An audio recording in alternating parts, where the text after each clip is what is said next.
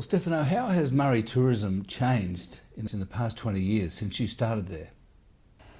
Well, let's go back a little earlier. Mildura and the river in general was the destination for most Victorians during the winter, because as you know, we have more sun hours than Queensland, and we are certainly very warm for the southern latitude. With it, there was a boost in the construction of motels, fairly modest things, I must say, overall, but they accommodated a lot of Victorian and South Australian families.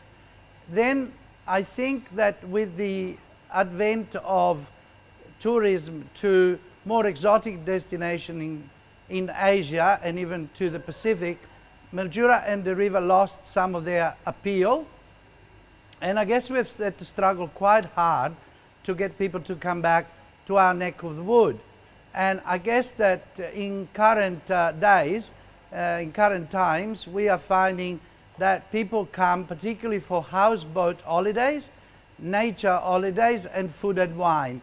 So through a little bit of hard work during the last 20-25 years or so, we have been able to claw back some of the ground that we had lost. So I'm pleased to say that we are building on new premises, if you like, on a better understanding of how to use the river, on a better understanding of the food and wine of these regions, and the accommodation on the river itself in these houseboats is rather luxurious. So that's helping. Do you think the area suffered from mismanagement?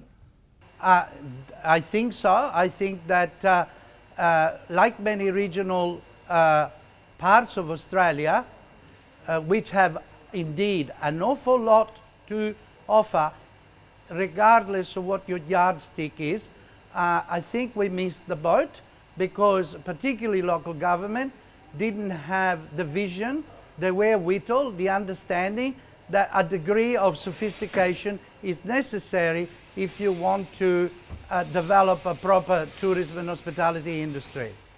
So what do you think should be done to make it better from here?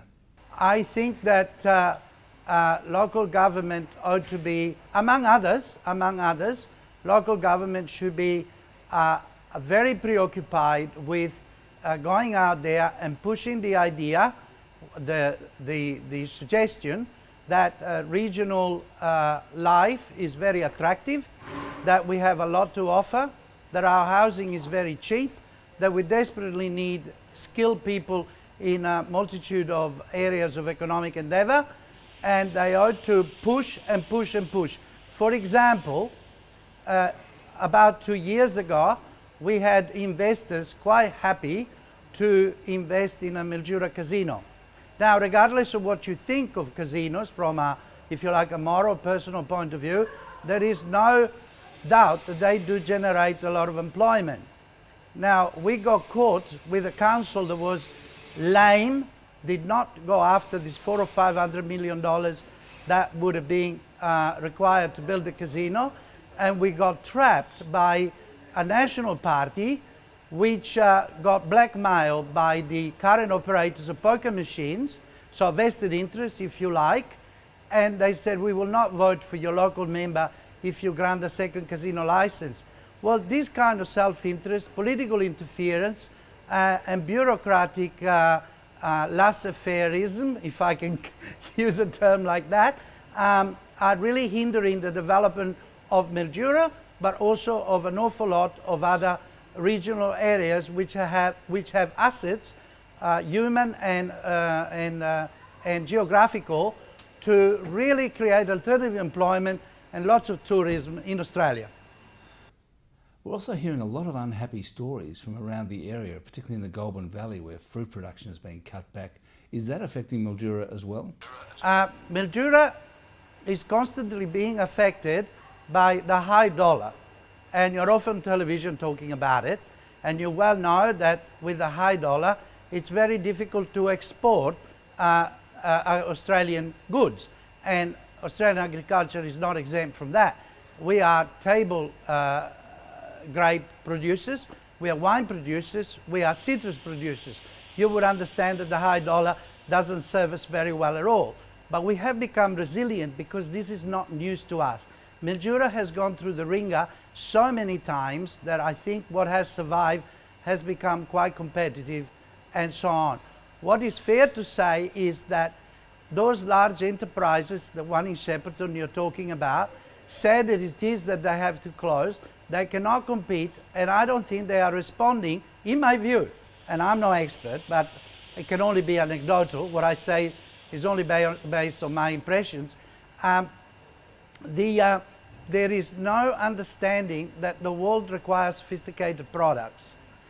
We have people here who are very good at growing things, but are not great marketers. They've also been traditionally price takers. The whole of Mildura in the past used to depend on the Mildura Co-op. And they said, well, this is what we're going to pay you, and that's the end of story. It's very hard to shake off this kind of economic bad habits, if you like. There is plenty of opportunity in these parts of the world for the person with initiative, know-how, and an understanding of marketing.